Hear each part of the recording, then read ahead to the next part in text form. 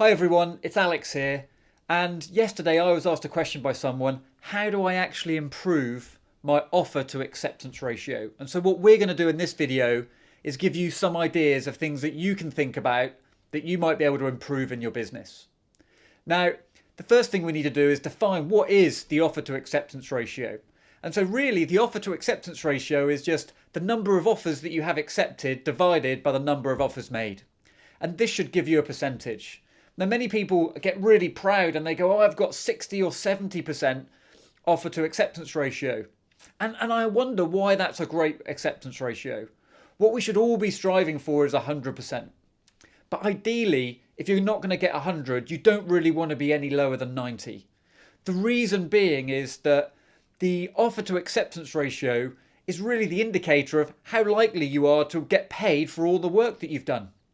For every time you have an offer made that's turned down and you don't make the placement, you've done all the legwork to get placed, but you're not actually getting paid for it. And so in the end, what that means is that you're just going to be effectively a voluntary organisation.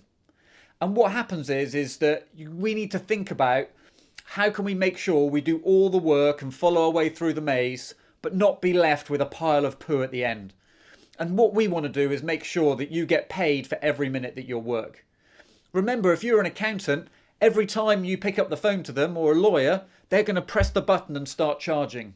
Recruitment's almost unique in the amount of effort and energy that you put into a client before they even agree to commit to paying you.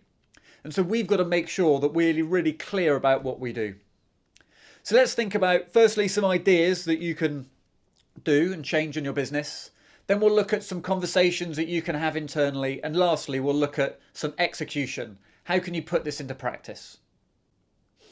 The first three areas we need to think about really are about what is the quality of the vacancy that you're working.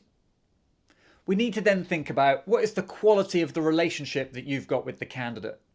And lastly, what is it about the leadership team and the culture of the team that means that you're not getting what you want from the time that you invest? So let's look at each of these in turn. The first one is we need to think about the quality of the vacancy. The first thing you need to think about is what is the quality of the relationship with the line manager? Did we get a phone briefing over the phone or a face-to-face briefing with the line manager? If you're working directly with the line manager, there's a greater likelihood that you're going to get less issues through the placement process. It's not that internal recruitment teams or HR teams don't know what they're doing. But what it enables you to do is get a much closer cultural match, not just to the organisation, but that individual line manager's team. A lot of problems start with the fact that the recruiter thinks they're working on a brilliant vacancy, but the reality is they've got very little relationship with the line manager, which means the line manager is not really open to influence through the recruitment process. The next thing is about how available are the candidates? Is the client realistic about the skills and the profile of candidate that they're going to be expecting? And what's the location like? For those of you that recruit in big metropolises like London, location may not be as much of an issue. But once you get out of those and you're into Reading and you're looking to the rest of the UK and maybe the rest of the world, people will have an issue about where they want to commute to. And how realistic is the compensation that the client's willing to pay? Often the reason that offers are made and not accepted is that the client's not offering enough money or the candidate decides that that location really isn't right for them. We could have worked that out earlier in the process and mitigated some of that risk. The next thing on the client side risk you need to think about is what is the client's urgency to hire?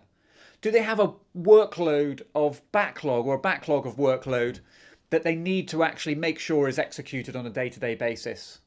So, and what that means is that if they've got a high level of urgency, are they really looking for a speedy process? Are they doing all they can to get all the stakeholders in place where you can do first, second, or even the third interview quickly and sharply to make sure candidates don't get other things along the way? And lastly, is the client responsive? If the client isn't responsive to you, then you've really got to be thinking about, am I putting loads of effort in and not actually getting anything in return? The last thing we need to think about is what is the employer value proposition like? Does the company have a good reputation in the market? Does the line manager sell the opportunity well? Too many of us do loads of work for line managers that just sit there, cross their arms and go, just prove to me why you should work for me. Lick my shoes and maybe I'll give you a job. And the job market just doesn't work like that. You want to work with a line manager that you know is going to sell their opportunity, and that candidate's going to leave super excited about leaving for interview. And lastly, is that line manager really realistic about the type of candidate that they're going to expect? Too many B-grade companies expect A-grade candidates. And what we've got to do is work to manage those expectations earlier in the process. So let's now look about the quality of the candidate relationship. And this is where a lot of the issues really lie. Because most recruiters will have some sort of line manager relationship and influence over the process. But so often they treat the relationship with the candidate as just some sort of commodity in the process.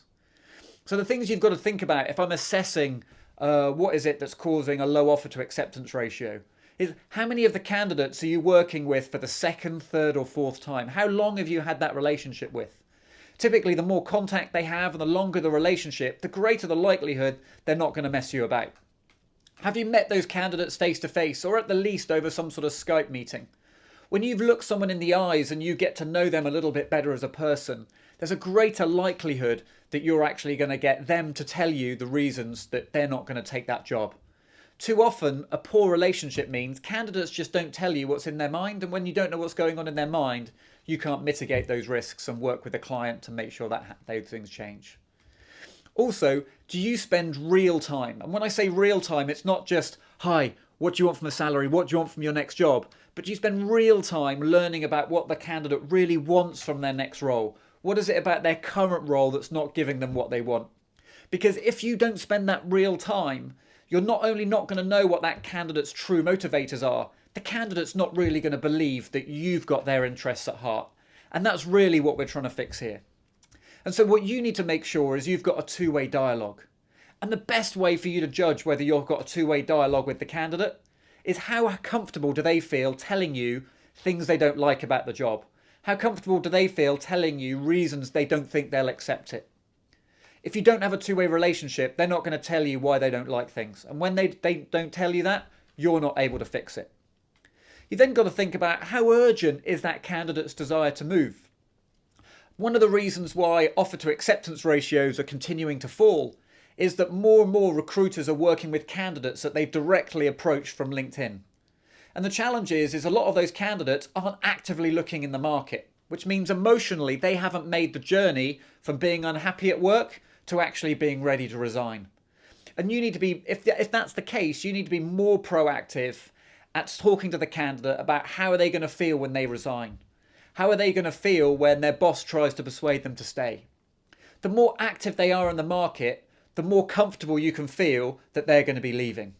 The downside to that is the more active in the market is, the more likely they are to get multiple offers from different agencies. But it still tells you where the risk may lie. The third area is about how realistic is that candidate's expectations. How much are they wanting new in their new role, and how much of their old job are they willing to carry forward? The more they're wanting new and the less they're willing to do of their old job, the greater the likelihood they're not going to have, the client's not going to offer them either the money or the role that they want in order to make that next move. Remember, candidates want progression, clients want someone to come in and do a great job as quick as possible. And your job is to manage that tension. Think about the progression expectations of that candidate and think about the type of company that they want to work for. Especially if you're working with technology-based roles where the type of company is really important because that will have a direct correlation with the type of technologies they're working with and the type of projects that they're going to be working in. And lastly, it's about the quality of discussion that you have with the candidates. How is what you do, how is that current role and the mismatch of the current roles being discussed? Do you highlight to the candidate why the role isn't exactly what they asked for? Do you actively speak to the client about why that candidate isn't perfect? Do you talk about who are the influences in the decision-making process? Is it brothers, sisters, parents, maybe a husband or a wife or a partner? It's really important that you understand who the actors are in the process so you can make sure you manage their expectations and ensure they're being consulted early in the process. Most importantly, what you need to do is make sure that both sides, both candidate and client, are aware of what each other's issues are and are aware of what those solutions need to be in order for the other one to accept. And this means that it's not about talking to salary ranges for candidates. It's about saying, if they offered you 25k or if they offered you 35k with this benefits, would you accept? So then let's think about some of the team culture issues that I see on a day in, day out basis. And at the heart of a lot of these issues are the leadership and the managers within the team. Often managers are way too overly optimistic. They're way too open to believing the stories that candidates, their consultants will tell them. And they do this because they're afraid of micromanaging billers. They're afraid of getting into too much detail for someone saying, hey, leave me alone, don't you trust me? Well, you know what? I'll trust someone on the number of calls they make. I'll trust someone on the number of candidates they meet. I'll trust them on the number of interviews they're doing. But when it comes to managing the forecast at the end of each month, everybody in the organisation has a responsibility to answer the questions as to the likelihood of that deal coming off. No leader should be afraid to challenge someone on whether that deal is going to come off. It doesn't matter what organisation you're in. If someone goes, you know what, that's probably going to come off, they should expect some questions as to why that would be the case. And because if managers just sit there and just accept the excuses of, you know what, I'm lucky, you know, the likelihood is they're just going to be left to the winds of fortune.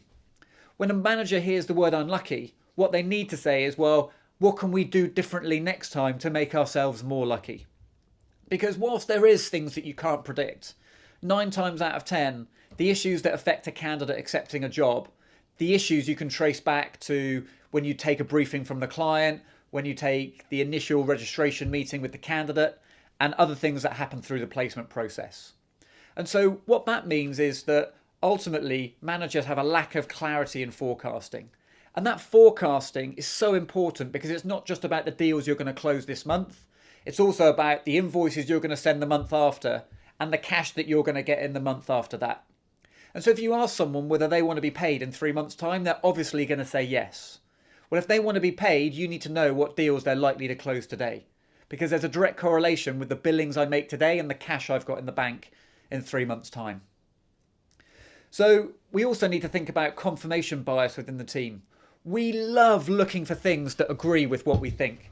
And because we love agreeing with things that we like to see, that's why we love social media, the echo chamber of just seeing people post things that we know we're going to like and agree with. We start to agree with each other. We all start to see what each other sees. And so when Bob says, well, I think that will come off, we go, it's okay, Bob, you're going to be lucky. Look at that. That's a good indicator. You know, what we need to be doing in every team is be much more challenging of each other. When you know Bob is running down the street with toilet paper hanging out of his trousers, you know, you need to call him out and you need to say, you know what, stop. You know, what could go wrong? And make sure the team is asking those tough questions. One of the first lessons I was ever taught in recruitment was to ask the questions that you don't want to hear the answers to. Because if you can ask the questions you don't want to hear the answers to, the likelihood is that you're going to identify more risks that you can mitigate. Be more conservative in your forecasting, and probably most importantly, every time you get a deal that doesn't come off, where you have an offer that's been turned down, you need to do a post-mortem. And that post-mortem is working out, what could I have seen differently in that process that meant I could have preempted this? What is it about the reason they turned the job down that I could have asked a question to try and find that out earlier in the process? When people new start in recruitment, they sometimes feel sorry for them because they believe what people say, but the reality is people don't always say what they mean or mean what they say. No one really goes out of their way to lie to you, but if you don't ask the detailed specific questions, it's unlikely they're going to answer the questions that you really want. And lastly, the best teams when it comes to maximising placement ratios are the fact that they've got an obsession to detail. They're always thinking what can go wrong will go wrong. They're proactive in mitigating risk. And when they're mitigating that risk, they don't ask someone, right, are you okay with that? Do you like this job? Do you like this candidate? What they do is they go, tell me why you like this job. Mr. Client, tell me why you think this candidate would be good to the job. Mr. Client, tell me why you think this candidate won't get the job. You know, they ask explanation-based questions because it's not just the answer that that person gives. It's also about the way that they say that. And lastly, it's not about getting the offer. It's not even about making sure someone starts. It's about making sure someone makes it all the way through their probation. And too many recruiters live for the offer and to do all that work and then sit back and let chance take its place. What you need to be doing is managing risk, not only up till the offer stage, but through to placement and through probation. And that's why clients will value you and your service, because if you place someone on a permanent basis, the nature of the word permanent means that that candidate is going to stay for a while. Too many recruiters view their job as getting someone to start on day one, but don't see their job to help them be there in years 2 and 3. Equally, from a contract perspective, your job is not to get someone to start, your job is for someone to finish the contract when the client wants. And so you need to be absolutely focused, not just on getting the offer, but actually making sure they start and they do a great job whilst they're there. Because not only will that help you get paid quicker, it will also increase the likelihood of you getting repeat business. And once you start getting repeat business, the world of recruitment changes, because suddenly it's not about bashing down doors, it's about serving clients, and it's about working with people that you like and they like you. And the world becomes a lot better place when you're working with friends on a day in, day out basis. So that's it for some of the ideas, a little bit longer than normal. But let's think of maybe some conversations that you can have in your team. And so the conversation that you want to think about is, which of these areas could your team improve in? What's the quickest change you could make that would make the biggest difference? And most importantly, what could your manager do to help you implement these changes and hold you accountable for doing them on a day-to-day basis? The next thing we need to look at is, how do we prioritize the practice? What can we actually do? Well, the first thing I would do is go back to the last offer that you had that was turned down and conduct a post-mortem. Think about the reasons why that candidate turned the job down, and then work back through the process and think, well, when could I have spotted that? What question could I have asked them? And the more questions you could have asked them, the greater the likelihood you're going to remember to ask those the next time. What you then need to do is take some of your open vacancies that are maybe at first or second interview stage and go through the first 3 slides and think, right, where are we exposing ourselves to risk? What is our client relationship like? What are their expectations like? What type of relationship do we have with the candidate? How much would the candidate actually believe that I'm serving their needs rather than my own? And hopefully from those, you'll have 24 hours to pick up the phone, ask some tough questions and begin the process of mitigating some risk. I hope you've enjoyed this. As I said, it's a little bit longer than normal, but I'd really encourage you to either subscribe on YouTube or join our Facebook group where it's BD Strategies for Leaders, or just look at Alex Moyle and I'm always posting stuff from the group. So please feel free, come along, ask me another question. I'm always happy to answer your questions on winning new clients, retaining existing clients and growing existing clients to help you build the business that you want to build. I wish you all the best and I'll see you soon. Take care.